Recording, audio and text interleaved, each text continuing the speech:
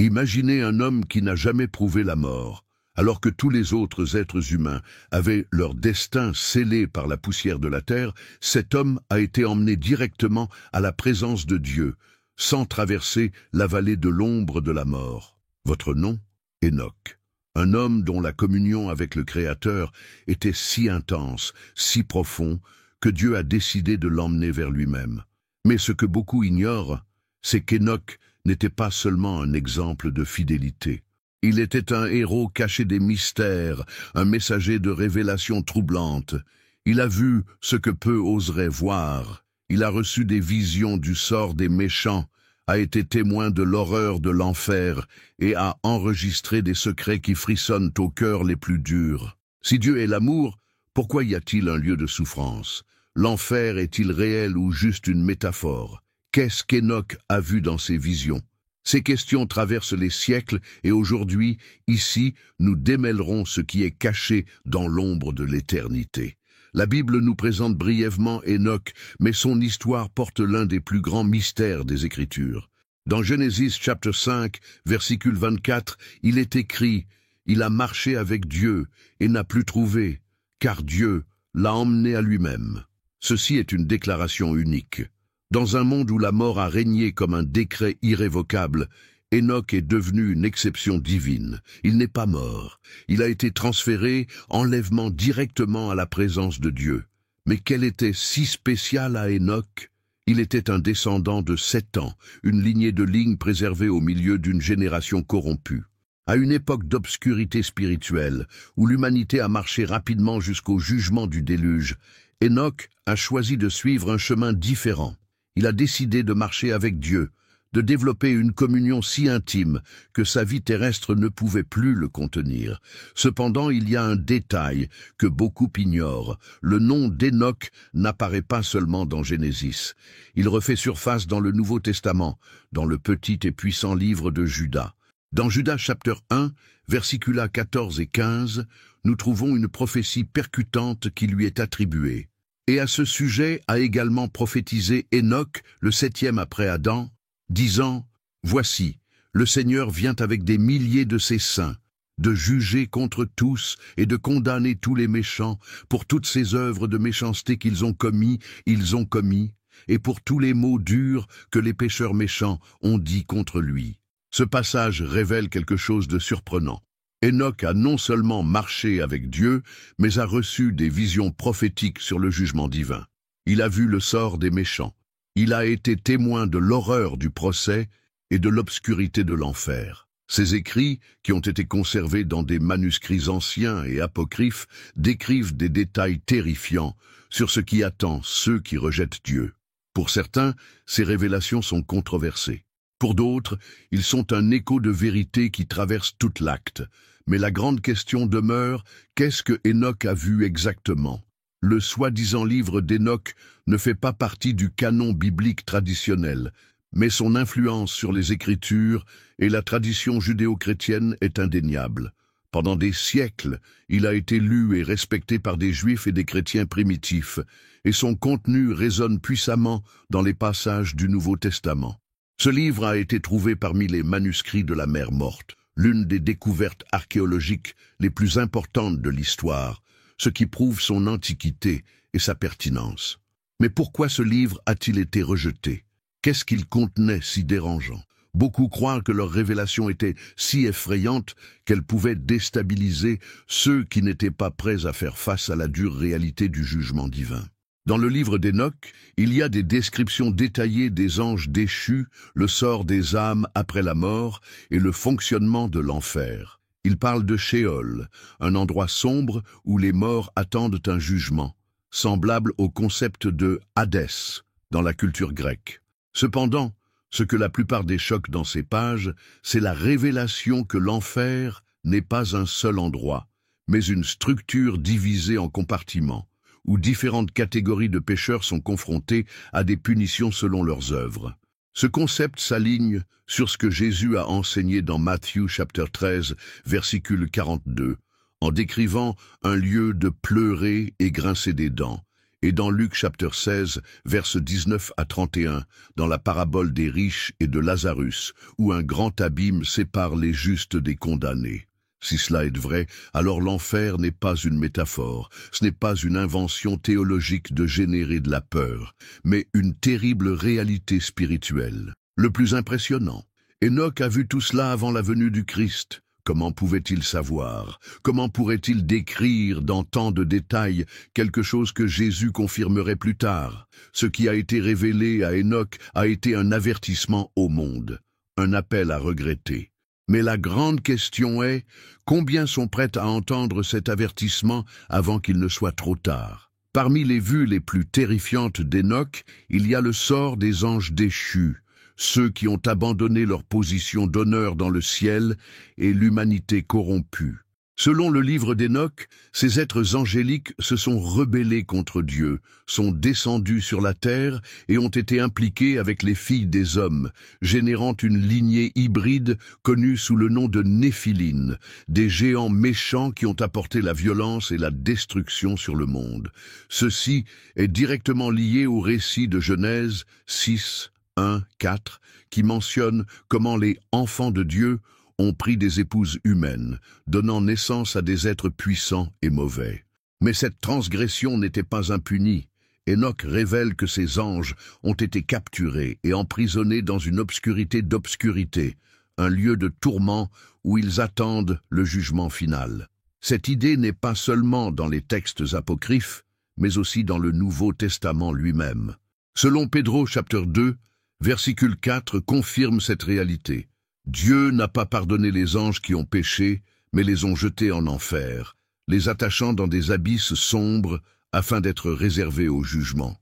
Le terme utilisé dans le grec d'origine pour l'enfer, ici, est le Tartare, une référence à un lieu de punition encore plus profond que Hadès lui-même. Autrement dit, Dieu a réservé à ses anges un sort encore pire que l'enfer des humains. Et si les anges déchus eux-mêmes, des êtres puissants et glorieux, ont été jetés dans des chaînes éternelles pour leur rébellion, qu'arrivera-t-il aux hommes qui rejettent Dieu et persistent dans le péché? Si les créatures célestes n'ont pas échappé au jugement divin, comment l'être humain pourrait-il, fragile et limité, croire qu'il peut contester l'impunité du Créateur? La chute de ces anges sert d'avertissement solennel. L'enfer n'a pas été créé pour les hommes, mais pour le diable et ses anges. Matthieu chapitre 25, versiculum 41. Cependant, ceux qui choisissent de suivre le chemin de la rébellion contre Dieu partageront le même sort. Cette révélation d'Enoch n'est pas une histoire fictive. C'est un avertissement qui résonne à travers l'éternité, rappelant à tous que le jugement de Dieu est réel et inévitable. La seule question est: de quel côté serons-nous lorsque cette journée arrivera? Contrairement à la croyance populaire, l'enfer n'est pas décrit comme un seul lieu de tourment dans le livre d'Enoch. Selon leur vision, le monde des morts est divisé en différents compartiments, où les âmes attendent le jugement final. Les justes reposent en paix, tandis que les méchants souffrent d'angoisse, séparés par une barrière insurmontable. Mais cette idée est-elle soutenue par la Bible? Oui. Dans Luc chapitre 16, versets 19 à 31, Jésus raconte la célèbre parabole des riches et de Lazare. Dans ce document, les riches, après sa mort, sont dans le tourment, tandis que Lazare, le mendiant qu'il avait souffert dans la vie, repose dans le sein d'Abraham. Le riche appelle à un soulagement mais reçoit une réponse dévastatrice. Et en plus, entre nous et vous, vous mettez un grand abîme, afin que ceux qui voulaient passer d'ici ne puissent pas, ni ceux qui passeraient ici. Lucas, chapitre 16, versiculo 26. Cette description s'aligne parfaitement sur les visions d'Enoch, qui parlaient de différentes régions dans le Shéol, un endroit intermédiaire où les morts attendent le jugement. Mais ce qui rend cette révélation encore plus effrayante, c'est le fait que la punition est déjà là. Ce n'est pas un simple état d'inconscience, mais une vraie souffrance consciente et irréversible. Si Enoch avait raison, cela signifie que personne ne s'échappe du procès. Il n'y a aucune chance après la mort. Ceux qui aujourd'hui ignorent l'appel de Dieu, qui se moquent de l'existence de l'enfer ou vivent comme s'il n'existait pas, peut marcher vers une destination de tourment éternel. Et la question qui demeure est la suivante. Combien de percevoir le danger avant qu'il ne soit trop tard? L'enfer d'aujourd'hui n'est pas le même enfer du futur. Cela peut choquer beaucoup, mais les Écritures révèlent ce que le lieu de tourment actuel n'est que temporaire. La destination finale des méchants sera encore pire. Selon Révélation chapitre 20, versets 14 et 15, un jour tous ceux qui ont rejeté Dieu seront jetés dans le lac de feu, le lieu de condamnation définitive. Puis la mort et l'enfer ont été jetés dans le lac de feu. C'est le deuxième décès. Et celui qui n'a pas été retrouvé inscrit dans le livre de la vie a été jeté dans le lac de feu. Ce sera la fin de tous ceux qui sont morts sans Christ et de Satan lui-même. Il n'y aura plus de division des compartiments. Ce sera la destruction finale, la souffrance éternelle, la séparation irréversible de Dieu. Le plus impressionnant est qu'Enoch parlait déjà de ce feu éternel. Dans ses écrits, il décrit un endroit où les âmes pécheresses sont consommées sans fin, tourmentées par un feu qui ne s'efface jamais. Jésus a confirmé cette vérité dans Marc chapitre 9, versicule 43, en avertissement: « Il vaut mieux entrer dans la vie d'une main que avoir les deux mains, aller en enfer, au feu qui ne sort jamais. » Non, si même Jésus, le Fils de Dieu, parlait de cette réalité, pourquoi beaucoup ignorent-ils encore? La peur les empêche-t-elle de faire face à la vérité? Ou l'orgueil leur fait-il croire qu'ils peuvent échapper au jugement divin? L'enfer n'est pas un concept obsolète, ce n'est pas une invention de la religion pour effrayer les gens. Il est une réalité biblique, confirmée de l'époque d'Enoch aux paroles de Jésus et aux prophéties de la Révélation. Et la grande question est, que ferons-nous de cette vérité? Beaucoup de gens demandent, si Dieu est l'amour, pourquoi autorise-t-il l'enfer? Cette question a conduit beaucoup à l'erreur de nier son existence, mais la réponse est dans la propre justice de Dieu. Si un juge humain ne peut ignorer un crime sans punition, comme Dieu, être parfait et saint, pourrait ignorer le péché, un monde sans enfer serait un monde sans justice. Ce serait un monde où le mal n'est pas traité avec une bonne gravité. Le pasteur Jonathan Edwards, dans son célèbre sermon « Pécheur entre les mains d'un Dieu en colère », a fait un puissant avertissement. La colère de Dieu est comme des eaux à la dameuse, qui, si elles ne sont pas contenues, se déversent avec une fureur irrésistible. Cela signifie que le jugement divin n'est pas arbitraire, c'est inévitable et nécessaire. Dieu ne veut pas que quelqu'un aille en enfer, selon Peter chapitre 3, versicule 9, mais il nous a donné le libre arbitre. Le salut est disponible, le chemin a été ouvert par Jésus, mais la décision dépend de chacun de nous. La vérité est simple, Dieu n'envoie personne en enfer. Les gens choisissent d'y aller lorsqu'ils rejettent leur grâce et leur miséricorde. La question n'est pas « comment Dieu peut-il permettre l'enfer ?» mais comment peut-on rejeter la seule chance de lui échapper? Alors, que ferez-vous avec ce choix? L'enfer n'a pas été créé pour les hommes, mais pour Satan et ses anges. Matthieu, chapitre 25, versiculum 41. Cependant, ceux qui rejettent le salut finissent par partager la même destination. La seule façon d'échapper à cette condamnation est par Jésus-Christ. Contrairement à beaucoup penser, les bonnes œuvres ne sauvent pas. Être une bonne personne ne suffit pas pour échapper au jugement. La Bible est claire. Ils ont tous péché et sont dépourvus de la gloire de Dieu. Romains chapitre 3, versiculum 23. Aucun effort humain ne peut payer la dette du péché. Mais Jésus a déjà payé le prix. Il a pris sur lui la punition que nous méritons et décédé à notre place, et s'est levé pour nous donner la vie éternelle. Jésus a déclaré dans Jean chapitre 14, versicule 6, « Je suis le chemin, la vérité et la vie. Personne ne vient au Père, mais pour moi. Il n'y a pas de raccourci, il n'y a pas d'autre moyen. La croix du Christ est le seul pont entre l'homme et Dieu. Et que devons-nous faire pour être sauvés? Repentance et foi. Repentance. Reconnaissons que nous sommes des pécheurs et abandonnons le péché. La foi en Jésus-Christ, croyez qu'il est mort et s'est levé pour nous donner la vie éternelle. Romains chapitre 10, versicule 9 nous donne la réponse finale. Si avec votre bouche avoue le Seigneur Jésus et dans votre cœur, vous croyez que Dieu l'a ressuscité des morts, vous serez sauvés. L'enfer n'a pas besoin d'être le sort de quiconque. Le choix est entre nos mains. La vérité est que l'enfer n'est pas encore le destin final de l'humanité. Il est encore temps de choisir. Mais combien de temps? Nous vivons dans des temps incertains. La mort peut venir à tout moment.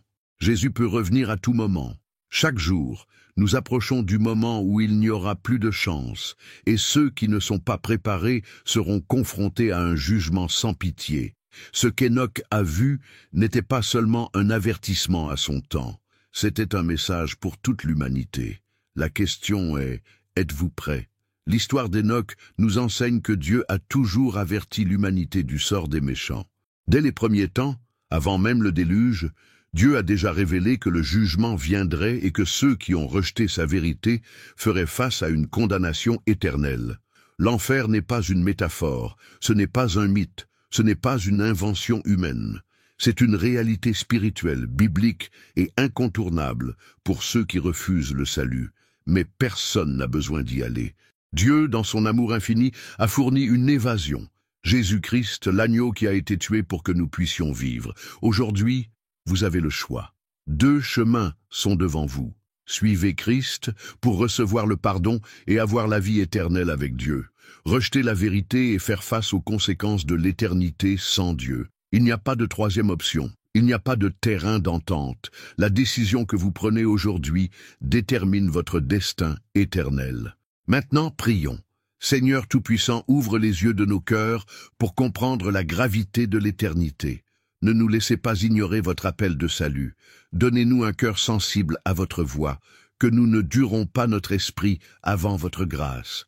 Délissez-nous de l'erreur du péché, renforcez-nous en votre présence et guidez-nous sur le chemin de la vie.